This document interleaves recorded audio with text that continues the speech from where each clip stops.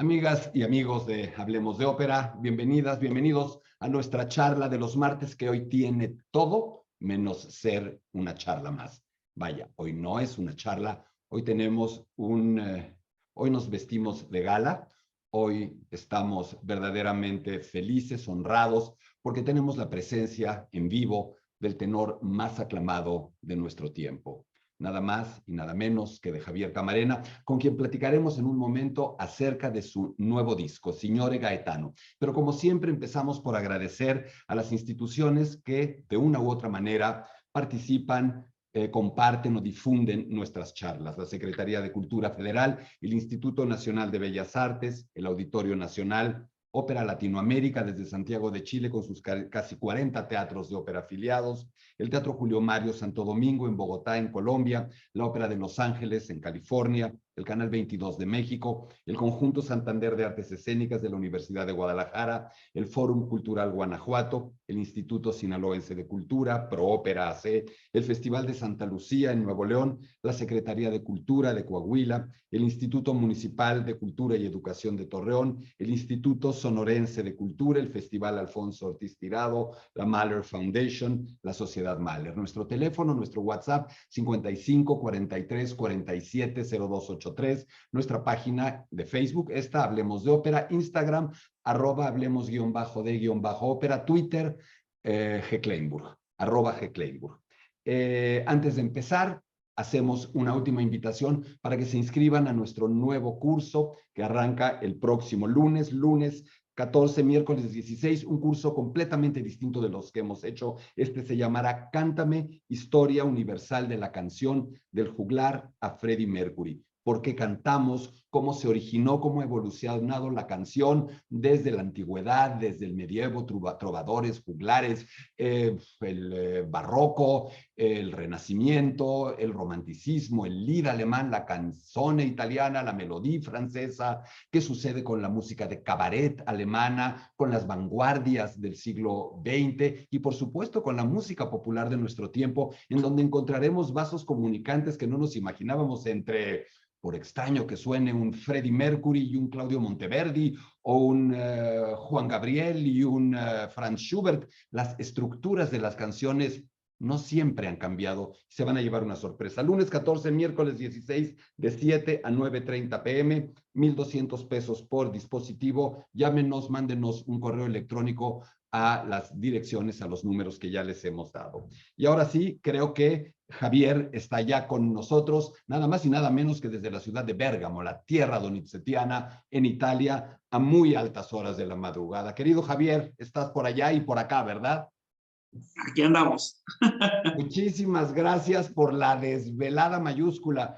Ahora sí que cuéntanos, Hombre, ¿qué te lleva por Bérgamo? ¿Qué estás haciendo por allá?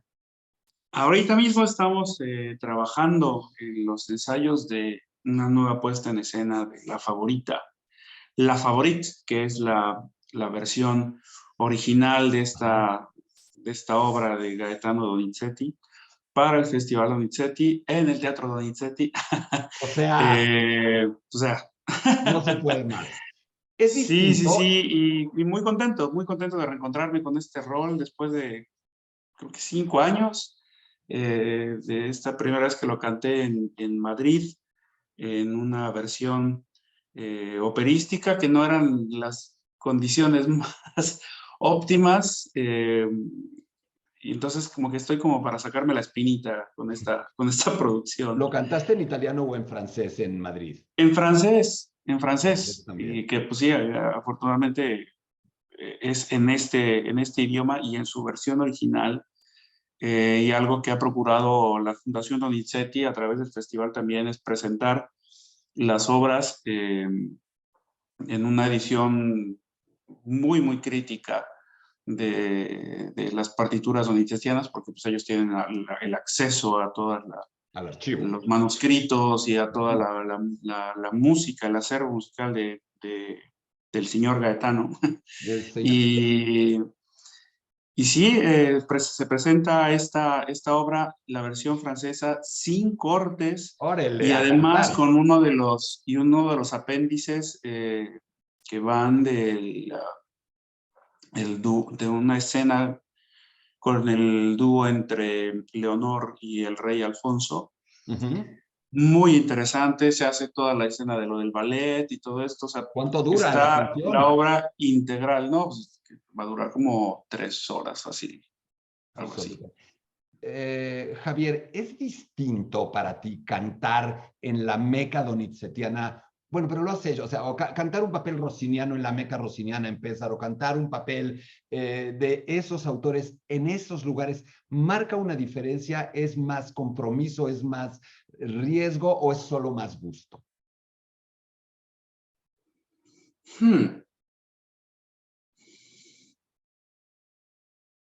Yo creo que para mí es más complicado cantar francés en Francia. Es una buena respuesta, ¿eh? Es una buena. Es que,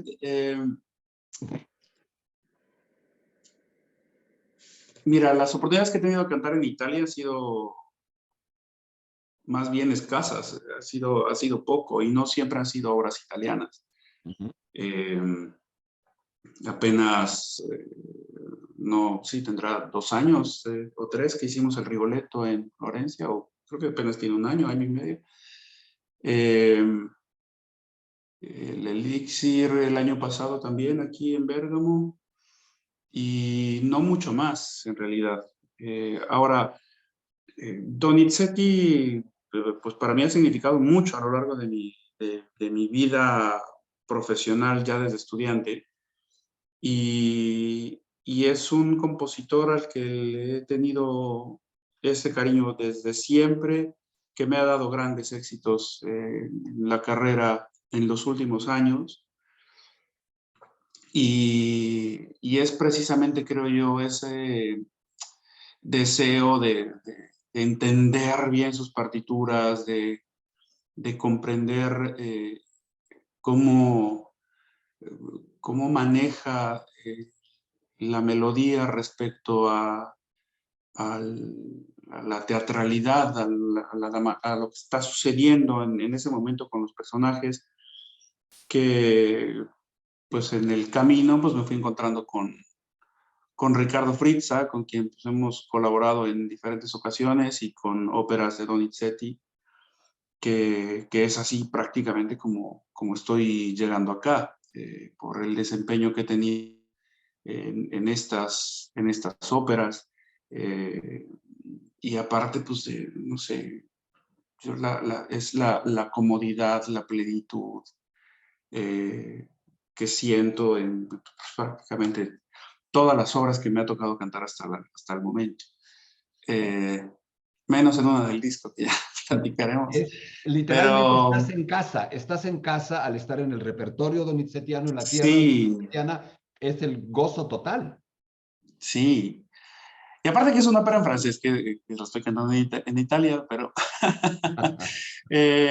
no, mira, y aparte lo interesante, ya el año pasado aquí en el festival hicimos el Elixir de Amor, y creo que es la única vez que he cantado esta ópera en la versión íntegra, sin cortes, con todo lo que tiene que cantar de Mourinho, que de por sí ya es mucho. Ahora, todos los cortes que se hacen son en realidad pues para favorecer al tenor y que llegue sano y Sí. salvo a la furtiva, ¿no?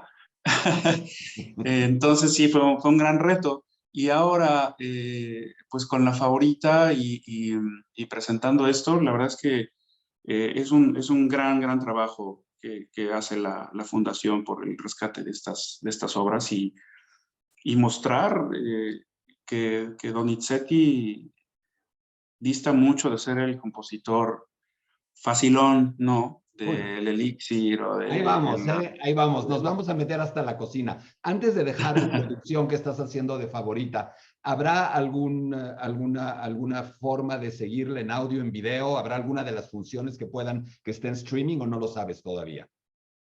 No nos han dicho todavía. Yo espero que haya una grabación como se hizo la del Elixir el año pasado, pero la verdad es que no nos han dicho nada. Seguramente alguna estará por streaming en alguno de los canales del festival.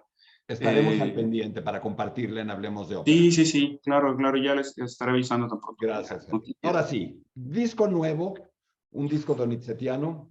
Lo he oído ya, tengo el privilegio de haber podido recibir ese envío de tu parte, que agradezco, lo he oído varias veces, lo he gozado, un disco espectacular, muy cuidado, perfectamente diseñado en todos sus aspectos, visual, auditivo, musical, por supuesto en lo vocal, pero también en lo conceptual. Espléndido, espléndida la orquesta de Original y dirigida por Ricardo Fritzia, de que no tenemos que hacer más elogios, estupendas notas al disco, el tenor según Donizetti, escritas por Paolo Fabri, director o uno de los directivos del Festival Operístico Donizetti.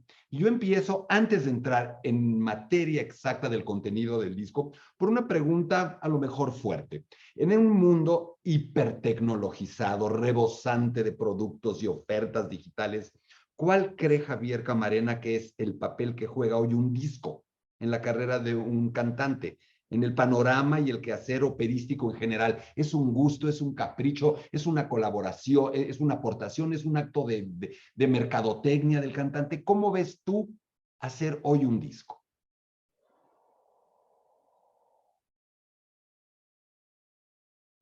Puede ser todas las anteriores, pero en mi caso, este disco fue una idea que concebí incluso antes de hacer el disco de Contrabandista. Ah, sí, sí. Cuando yo busqué a Cecilia Bartoli para preguntarle por sus musicólogos y por la gente con la que ella trabajaba para realizar sus grabaciones, era precisamente para encontrar un equipo de colaboración que me ayudara a buscar todo el material que no se conoce de Gaetano Donizetti. Y esto pues, por lo que ella decía, por la comodidad, por el gusto, que quería saber qué más había, además del eje de regimiento, qué más había, además del elixir, de la Lucia, de Roberto. Quería algo más de lo que ya tenía, digamos, en mi repertorio, que estaba dentro de mis posibilidades vocales. Quería encontrar más. Entonces, bueno, con Cecilia las cosas tomaron otro rumbo y nació Contrabandista. Pero obviamente me quedó esta, no sé, como que la claridad, ¿no? Con respecto a lo que quería hacer de este proyecto. Y no me encontré, no me encontré musicólogos, no me ayudó con los musicólogos. Entonces, pues sí, me puse a buscar partituras. Fíjate que encontré muchas en la biblioteca del Lincoln Center. O sea, de plano convertido en musicólogo, en ratón de biblioteca a darle. Sí, algo así. Qué padre. Eh, Qué padre, porque lo que estás diciéndonos es que este disco es realmente, en algún sentido, si lo podemos decir así, es como la punta de un iceberg, muy hermoso, espectacular, pero abajo hay una montaña mucho más grande y es el disco como un vehículo, si lo entiendo bien, para rendirle un homenaje al compositor, para explorar su obra, para decir algo, Totalmente. no solamente para que sepamos que cantas increíble, eso ya lo sabemos, y que tiene áreas padrísimas Donizetti, eso ya lo sabemos también. Vas mucho más allá. A ver, sí, que Donizetti tiene áreas padrísimas, sí se sabe, pero no se sabe hasta dónde pudo llegar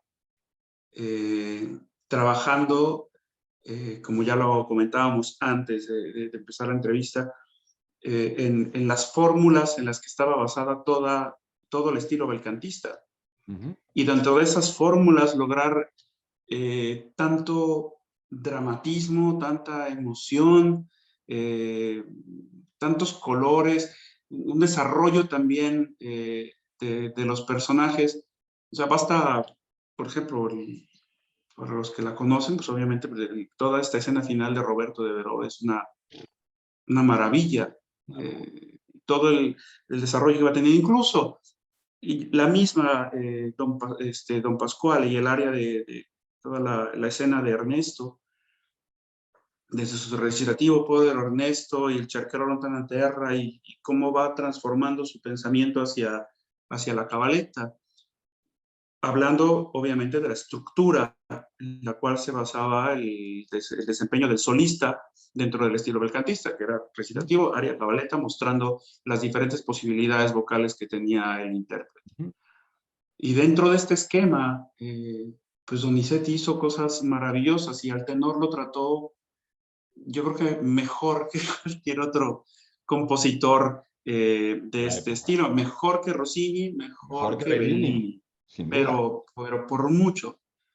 Y entonces sí, la idea de hacer este disco es rendirle homenaje al compositor y mostrar esta parte que para mí es importante. ¿Por qué? Porque siempre se le ha catalogado como un compositor facilón, que era para complacer al público, pero si se va a observar con esta lente a Donizetti, pues también valdría la pena moverlo un poquitito hacia Rossini, moverlo un poquitito hacia Bellini, y darse cuenta que todos trabajaban sobre esa misma estructura.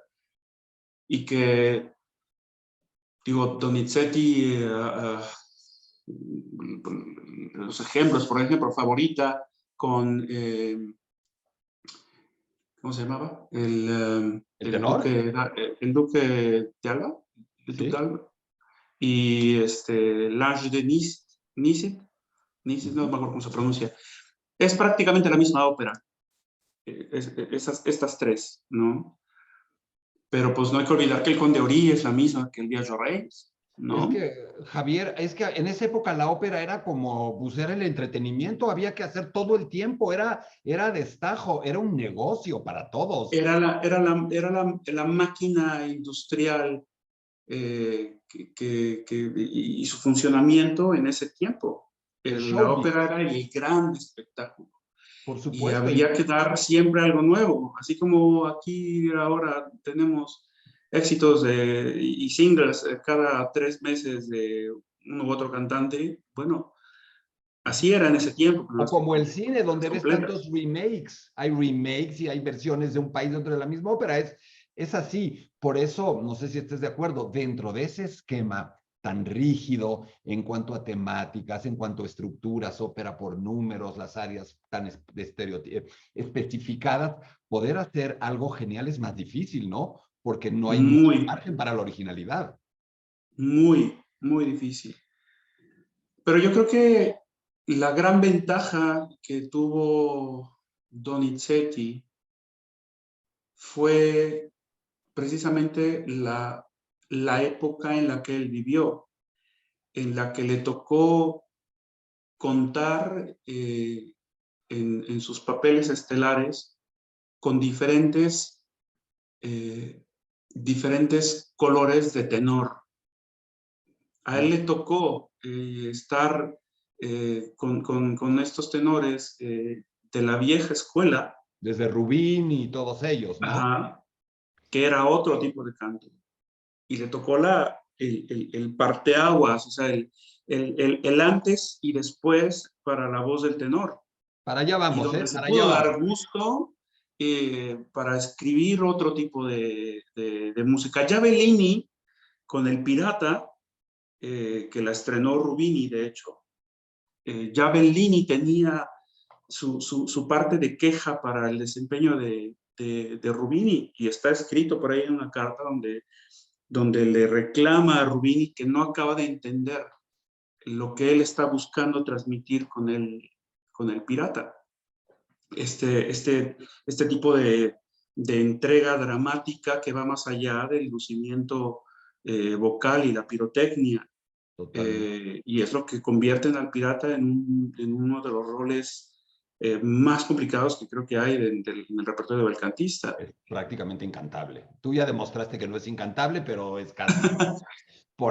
Fíjate que es incantable tal cual lo escribió Bellini, porque la versión que yo grabé ya es medio tono abajo de lo que está escrita. Claro, pero recordemos que era otra afinación también, ¿no? Que aquí con la afinación Sí, había... y eso, y era otro tipo de canto además. mucho de lo que te quería y te quiero comentar lo has ya anunciado en esta especie. Es ya como una obertura la que has hecho, donde estás tocando muchos de los temas que me gustaría abordar contigo. Yo escribí algo así como que Donizetti es todavía para una parte del público operístico general e incluso para un sector de la crítica y la musicología, una especie de sándwich entre dos rebanadas enormes. Una rebanada se llama Rossini, a lo mejor la otra se llama Verdi, con una lechuga que se llama Bellini y con toda una serie de cosas ahí en medio. Pero el pobre parece quedar en un sándwich. Mucha gente lo subvalora. En mi opinión, ese juicio es una injusticia, un dislate y una muestra de desconocimiento. Redondeando un poco las ideas que habías puesto hace un momento, ¿qué posición tomas ante Donizetti? Para ti, ¿qué lugar ocupa en la historia de la ópera y en la historia del canto, no solo de la ópera? ¿Cuál es su lugar para ti? ¿Tiene un lugar per se, independientemente de Rossini y de lo que siguió después y de lo que vino después?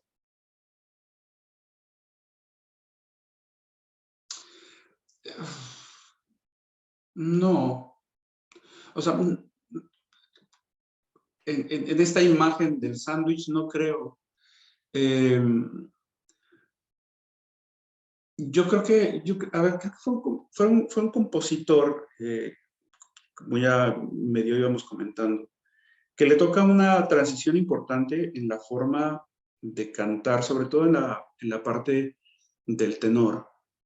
Y esto le da la posibilidad de profundizar mucho más en un estilo que realmente va hacia al romanticismo.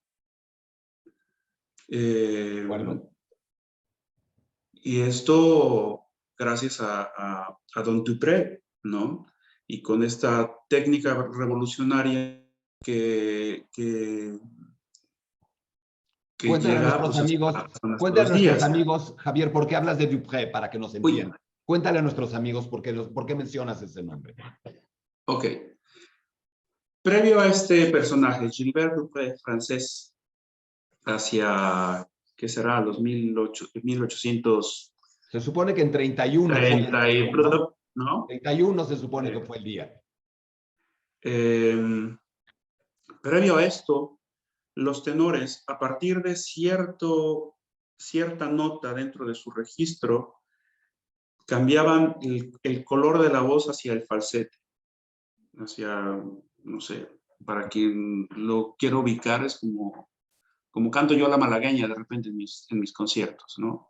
Es como Esa le voz hacemos de arriba nosotros, como le que es hacemos fácil y nosotros así en la como, regadera. Cuando queremos cantar como tú, empezamos a cantar en la regadera y cuando ya no llegamos, eso es lo que hacemos. dale.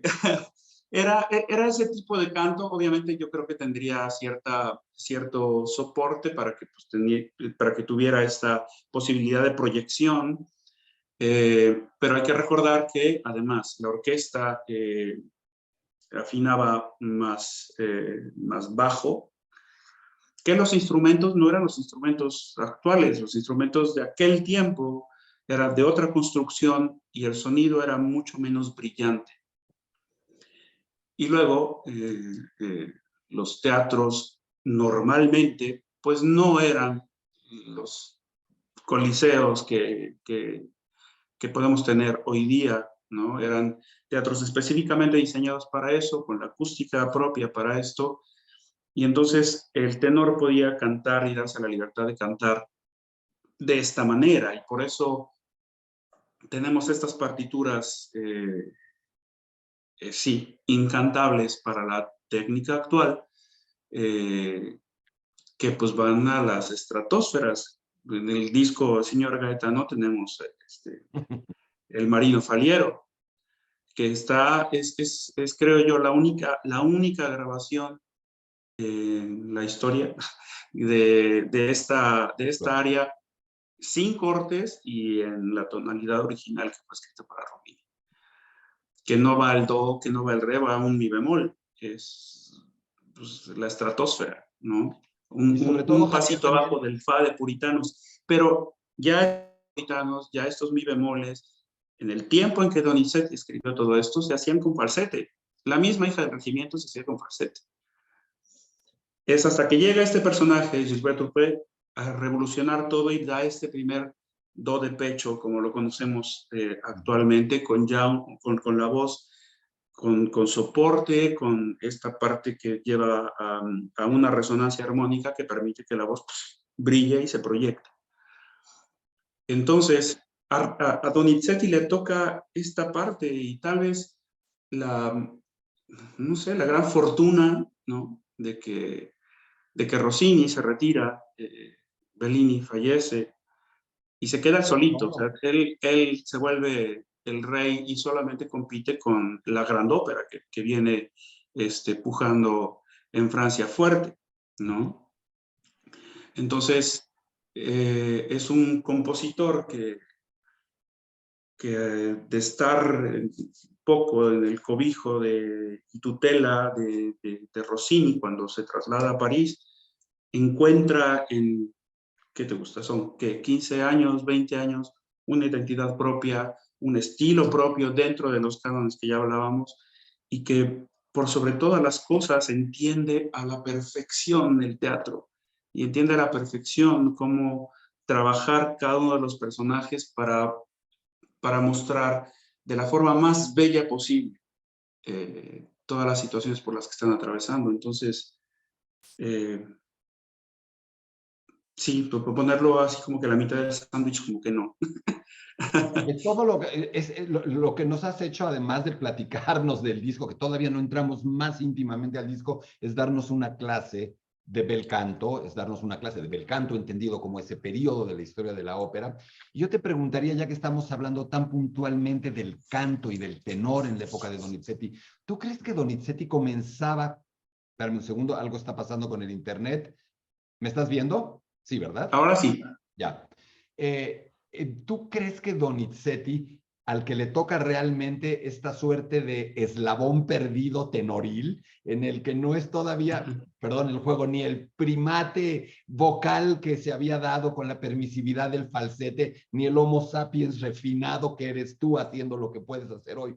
¿Tú crees que Donizetti contribuye también a la evolución de la técnica del tenor? ¿Tú crees que Donizetti ya se está imaginando a un tenor un poco más parecido al de hoy?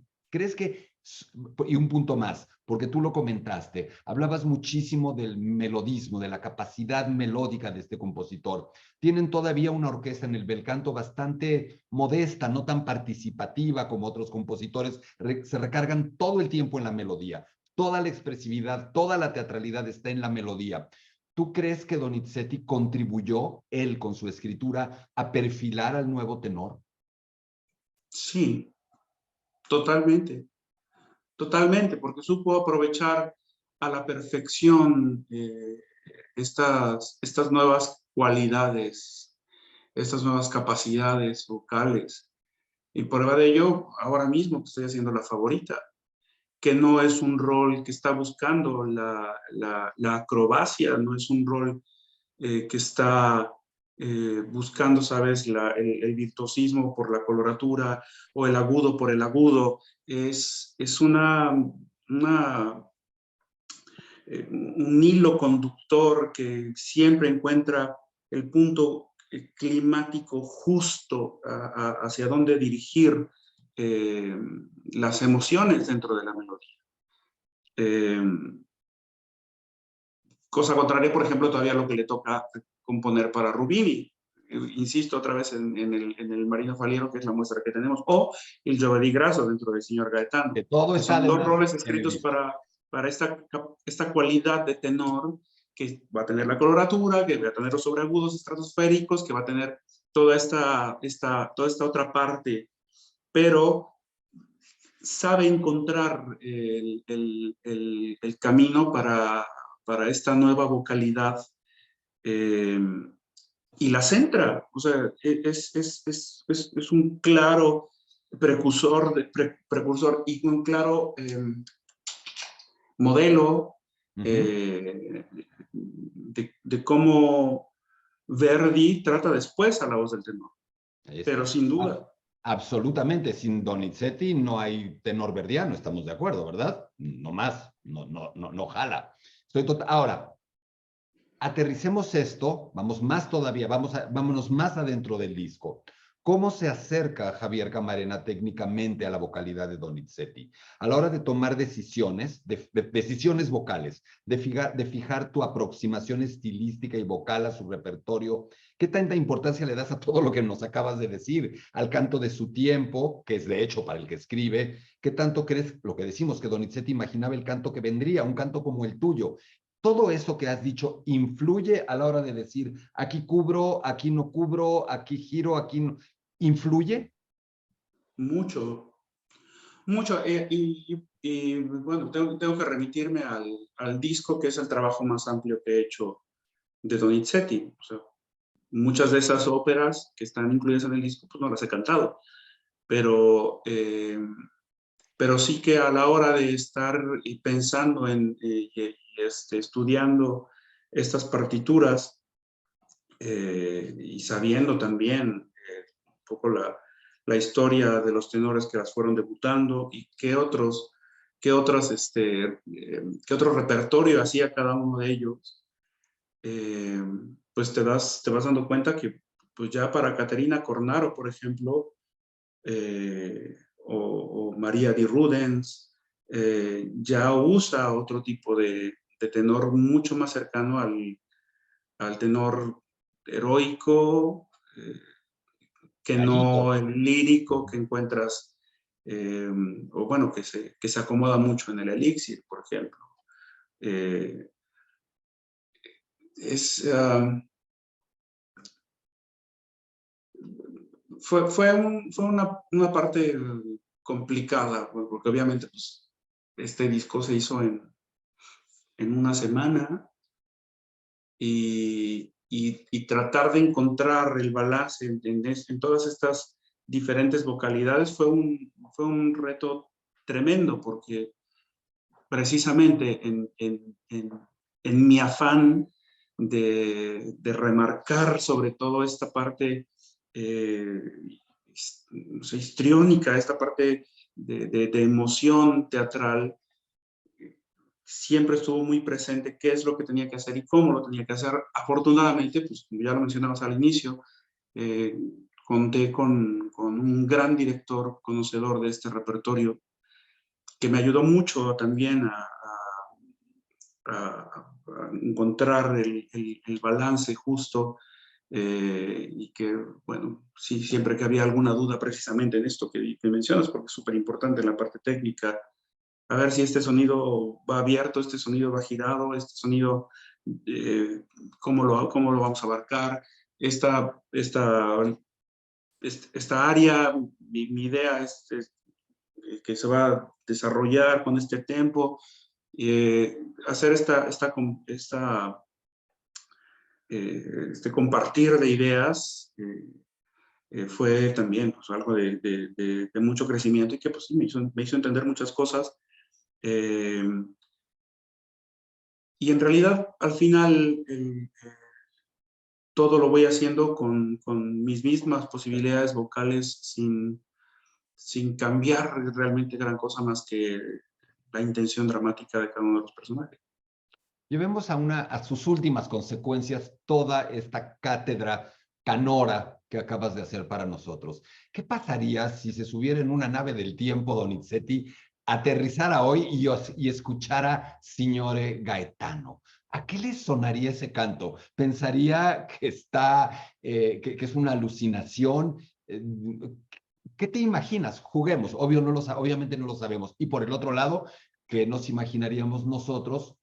Tú menos, tú no tendrías que imaginártelo tanto porque ya tienes una idea muy clara. Si nosotros, el público general, aterrizáramos en el estreno de La Favorita y oyéramos cómo la cantó el tenor, ¿a qué nos sonaría a nosotros ese canto y a qué les suena a ellos el canto de hoy?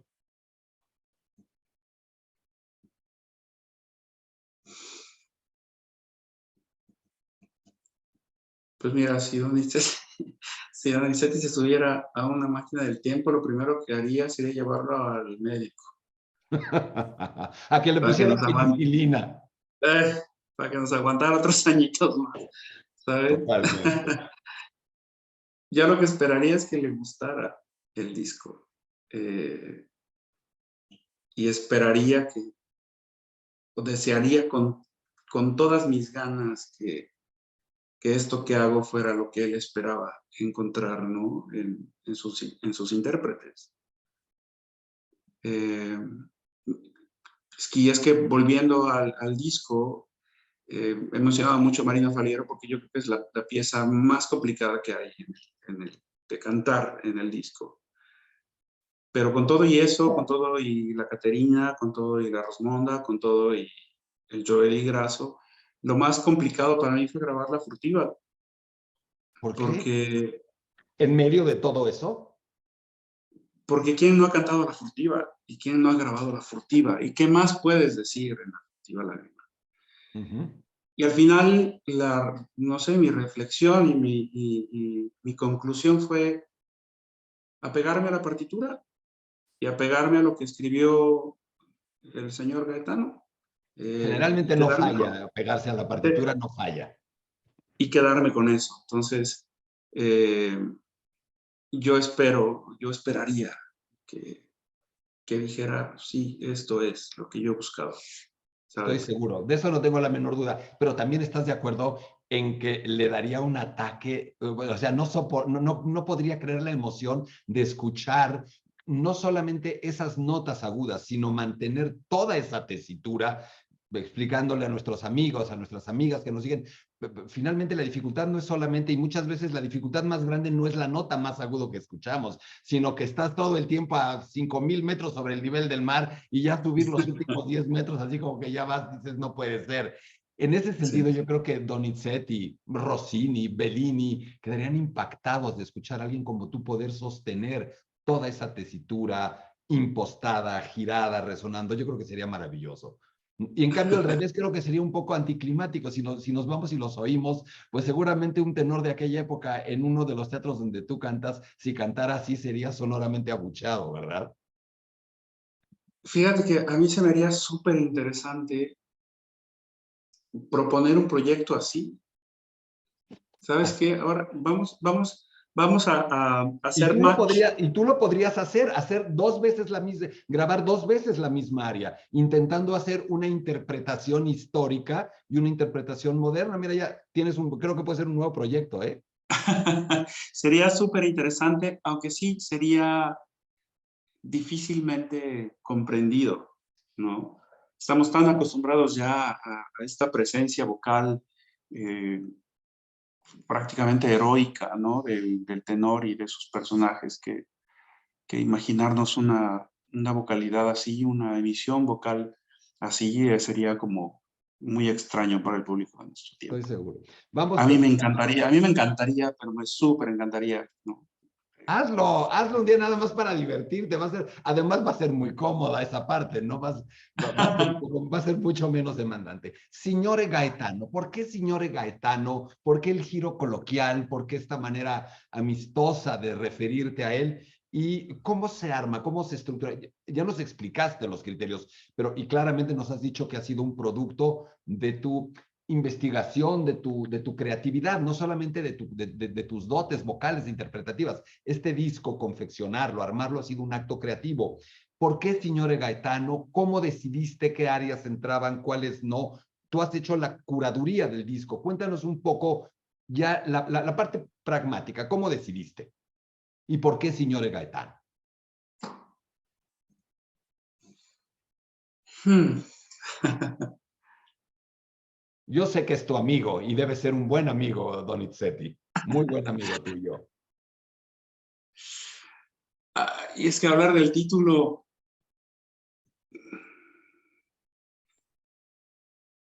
bueno, mira, yo confiaré que el espíritu de Donizetti siga apoyando toda esta idea, ¿no? De hacerle su merecido homenaje. Señor Gaetano es la primera parte de este gran proyecto. Eh, y es señor Gaetano porque estamos presentando únicamente la parte italiana de su trabajo. Donizetti además fue un compositor que compitió con Merber, Por supuesto. con Cherubini, en ese tiempo en el que, como ya lo decía, la gran ópera era la Grande Opéra era la competencia dura que tenía el bel canto italiano en el mercado francés. Y entonces también está toda la intención, ¿no?, de hacer un Monsieur Donizetti. Me lo imaginaba que se iba a llevar, o sea, lo tenía en la mente. Claro. Qué lindo, qué lindo. En el que nos vamos a remitir a sus obras en francés. Y no solamente, no Padrísimo. sé, El Favorito, La Fille Regiment, sino también lo que escribió del italiano para el francés. Sí, lo que tradujo. Porque, digo, se sabe mucho, ¿no?, del francés que se llevó para el italiano, como en La Favorita o en otros títulos, pero ¿qué me dices de lo que se llevó de lo italiano a lo francés? No, como Lucia de Lammermoor, por ¿Sí? ejemplo. ¿Harías ¿No? el Tomberelia Vimier en francés? Es la intención. ¡Qué maravilla! Ya estoy echándome aquí, ya spoileando, ¿no?, No, es una la joya. idea. Es una joya. Y de una vez yo te spoileo algo. Estoy absolutamente convencido de que este proyecto, más allá de las ventas, más allá del reconocimiento crítico, va a tener más de un premio, porque es un trabajo que va, insisto, más allá de mostrarnos rolas bonitas cantadas padrísimo. Eso ya lo sabemos. Esto va por otro lado. Javier, no te quiero tener, yo te podría tener hasta las 5 de la mañana tuyas, pero no podemos desaprovechar que te tenemos aquí para preguntarte un poquito, dos preguntitas sobre el presente, el futuro inmediato. ¿Tú dirías que este disco, este proyecto, ahora lo llamo proyecto Donizettiano, es reafirmar que este es tu repertorio? ¿Es una especie de chao, ci vediamo al repertorio, ya estuve aquí a este repertorio donizettiano, o es un corte de caja, o no tiene nada que ver con eso? No, mira, yo sigo muy cómodo y sigo realmente muy a gusto el repertorio belcantista. Mira, tan solo esta temporada estoy ahora haciendo Favorit, me voy al Met a hacer el Elixir, después del Elixir me voy a París para hacer Lucia. Después, más adelante, hacia mayo, tengo otra Lucia de Lammermoor en Berlín. Entonces, sigo muy la línea del bel canto porque me gusta. Y si es Donizetti, todavía más. Entonces, sí que voy buscando nuevos repertorios y que pues, tan solo igual esta temporada tengo debut como Alfredo Germón en La Traviata, esto en Monte Carlo, y enseguida tengo debut como De Grieux en La Manon de Massenet. Pero pues mira, siguen de una u otra manera un tanto cerca, ¿no?, de esta zona que es en la que puedo desempeñarme mejor, creo.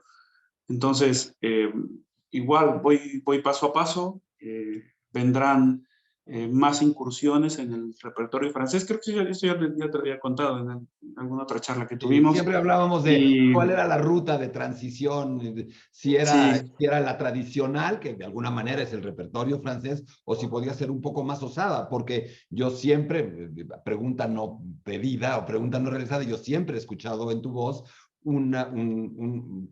elementos muy tentadores para un repertorio de transición que pudiera ir por algunos verdis tempranos, por otras cosas. Tú me dijiste que no, en fin, eso es tú eres el que conoce.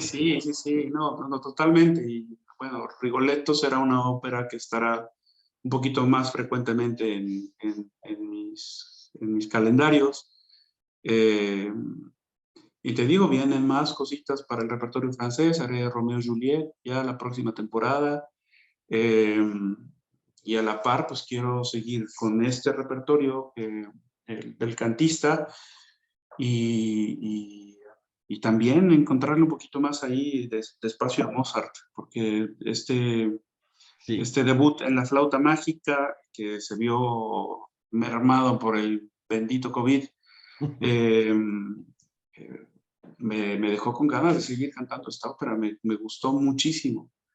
Eh, Pero porque pues además, y sí, hay para tantos mí, papeles esperándote ahí, tantos papeles de todas las épocas mozartianas, porque le puedes entrar a la ópera seria mozartiana con la mano en la cintura, pero también están los cosís, bueno, hay todo un mundo ahí. un mundo. Sí, sí, sí, sí. Me gustaría explorar un poco ahí la posibilidad de hacer un poquito más de Mozart. Eh, y pues ahí va, ahí va. Vamos sobre esta línea que ya más o menos te había bosquejado y te la había mostrado, que sí, un poquito así el repertorio francés y buscar paralelismos con el repertorio italiano. Antes de despedirnos, querido Javier, también una pequeña clase. ¿Qué debe tomar en cuenta un tenor, un cantante, un tenor, para cambiar, para transitar a otro repertorio? De pronto es una obligación, de pronto tiene que atender solamente a cuestiones fisiológicas, hormonales, de edad, normales que suceden. ¿Te cansa? ¿Se cansa un cantante de cantar siempre los mismos papeles? Tiene que hacer una combinación de todo esto. Ahora háblale no solo al público, sino a los cantantes, que va a haber muchos escuchando en vivo o en repetición esta conversación. ¿Cuáles son los elementos con los que un cantante, un tenor, debe jugar esta transición? ¿Qué debe hacer? ¿Qué no debe hacer?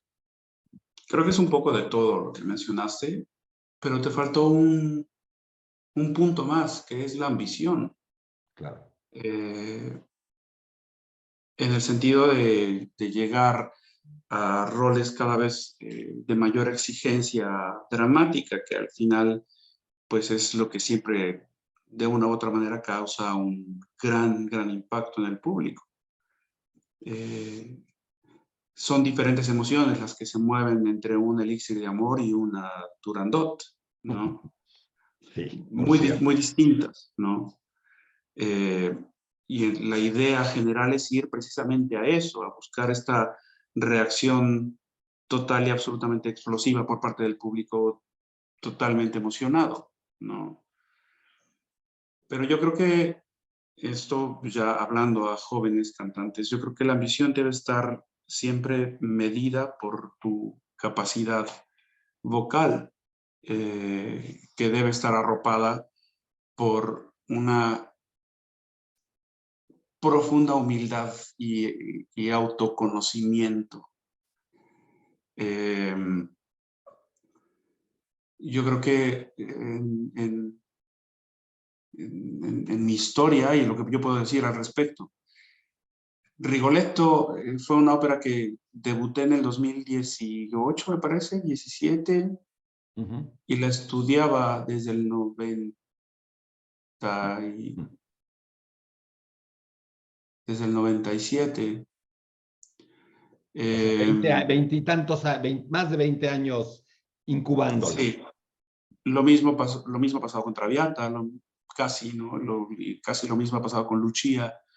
Eh, Puritanos llegó un poquito más rápido, pero esa fue mi ópera de transición en la que dije, a ver, si hago Puritanos y la puedo hacer bien, entonces puedo hacer Lucia, puedo hacer estas otras, ¿no? Rigoletto, etc. Fue como mi prueba de fuego para darme luz verde o no. Entonces uno debe estar bien consciente de sus propias posibilidades. Eh, Obviamente, conforme va pasando el tiempo, eh, y esto es un proceso natural que no siempre, o sea, que no es una regla que tiene que pasar, que conforme te vas haciendo mayor, pues vas ganando peso en la voz y tu voz cambia y evoluciona. El centro se hace No siempre grande. es, no siempre es así, y un claro ejemplo de ello pues, es el maestro Alfredo Kraus, que tú lo oyes desde joven hasta que dejó de cantar y su voz es bellísima y en su color siempre el mismo, ¿no?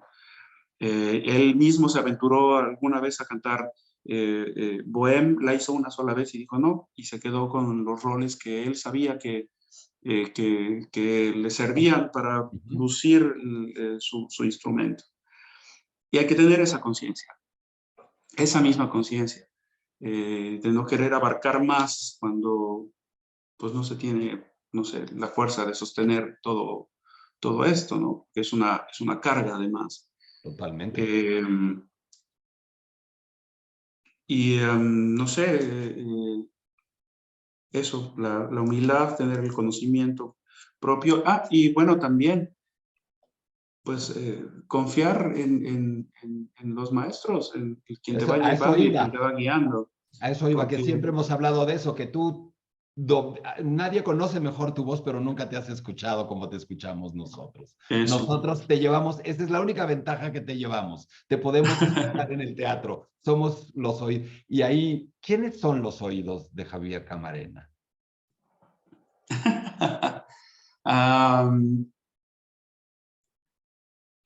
pues tengo muchos amigos con los que vamos compartiendo. No buscaba nombres, buscaba perfiles, amigos, familiares, cantantes, colegas. Y amigos, sí, amigos, colegas, amigos que no se dedican al canto, pero que son muy fanáticos de la ópera, que conocen mucho de la ópera también y que aparte pues me conocen mucho como cantante, ¿no? Eh, entonces sí, es esta parte la que va de una u otra manera sirviendo como mini espejitos, ¿no? Para decir, a ver cómo va, cómo se va Es que viendo esto, es súper ¿no? delicado saber en quién confiar y en quién no para un comentario de esos, es crucial. Sí, sí, sí, no, pero la verdad es que es gente en la que confío muchísimo, muchísimo. Y de los colegas, pues yo sí puedo mencionar sin problema alguno a Celso Alvelo, por ejemplo, Ujú. a Edgardo Rocha, que son tenores también y son amigos muy queridos también y que de repente tenemos ahí como conversaciones de resolver algunos pasajes, oye, estoy queriendo hacer este repertorio, ¿cómo ves? Oye, y esto, y Padre. es muy padre, de verdad, sí, encontrarse con este tipo de colegas, porque pues es parte de un soporte que a veces es muy necesario. Querido Javier, despidámonos, pero antes dinos, ¿dónde entramos en contacto con el señor Gaetano? ¿Cómo nos llevamos el señor Gaetano a Pues casa o al ya, tiempo? ya pasado mañana, sí, ya pasado mañana, porque aquí ya es 9. Ujú. Ya pasado mañana, 11 de noviembre del 22, 11 del 22, eh, estará ya disponible en todas las plataformas digitales, en la misma página web de Pentatone, Ujú. estará en YouTube, estará en Spotify, Apple Music, todas las plataformas digitales estará ya disponible Señor Gaetano y también estará el formato físico. Desgraciadamente, hasta donde yo sé, Pentatone no tiene distribuidora en México. Entonces, yo creo que para la gente en México, pues lo más fácil será comprarla por alguna tienda online, que pues Entendido. hoy por hoy pues, es muy fácil adquirirlo de esta Y manera. yo puedo dar fe de que es un discazo gozable de principio a fin, pero más allá de, o además de, es también una clase de canto, una clase de buen gusto, una clase de inquietud, de inteligencia de un hombre que, teniendo el nivel de canto que tienes, está preocupado por ir más allá. Y eso es algo que todos te agradecemos, como te agradecemos, querido Javier, que siempre estés en contacto con nosotros, no solo con Hablemos de Ópera, sino con México, que México es y sigue siendo tu país y lo demuestras con hechos, viniendo, sacrificando seguramente tiempos, proyectos para no perder presencia en nuestro país y eso es algo que al menos yo te agradezco con todo el corazón. Gracias. Gracias, gracias, gracias, gracias. Invoca Lupo para la favorite y estamos en contacto. Yo despido, no te tengo ya Gracias. más tiempo para la despedida. Gracias por habernos acompañado, Javier. Un abrazo grande. Gracias, gracias. Abrazote. Amigos, de verdad, amigas, amigos, hemos tenido una auténtica cátedra con Javier Camarena. Nos despedimos, no sin antes invitarlos a que se inscriban a nuestro nuevo curso en línea, Cántame, Historia Universal de la Canción, del juglar medieval a Freddie Mercury, toda la historia de la canción desde sus orígenes más remotos, por qué cantamos, cómo ha evolucionado la canción, el trovador, el juglar medieval, el madrigal en el Renacimiento, el barroco, la canción italiana, el lied alemán, la melodía francesa, la música de cabaret, las vanguardias del siglo XX, la música popular, Elton John, Freddie Mercury, Juan Gabriel, José Alfredo Jiménez. La canción es la canción. La canción es, ha sido y seguirá siendo la canción y tiene muchísimos más puntos de contacto de los que podemos imaginar. Nuestras 2 sesiones virtuales, lunes 14, miércoles 16 de noviembre, de las 7 a las 9:30 p.m., 1,200 pesos por dispositivo o computadora. El teléfono o el WhatsApp al que se pueden inscribir es el 55 43 47 02 83 o al correo electrónico hablemosdeopera1@gmail.com. Gracias por habernos acompañado. Gracias una vez más a Javier Camarena por su tiempo y de verdad, compren, bajen el disco Señor Gaetano. Hasta la próxima.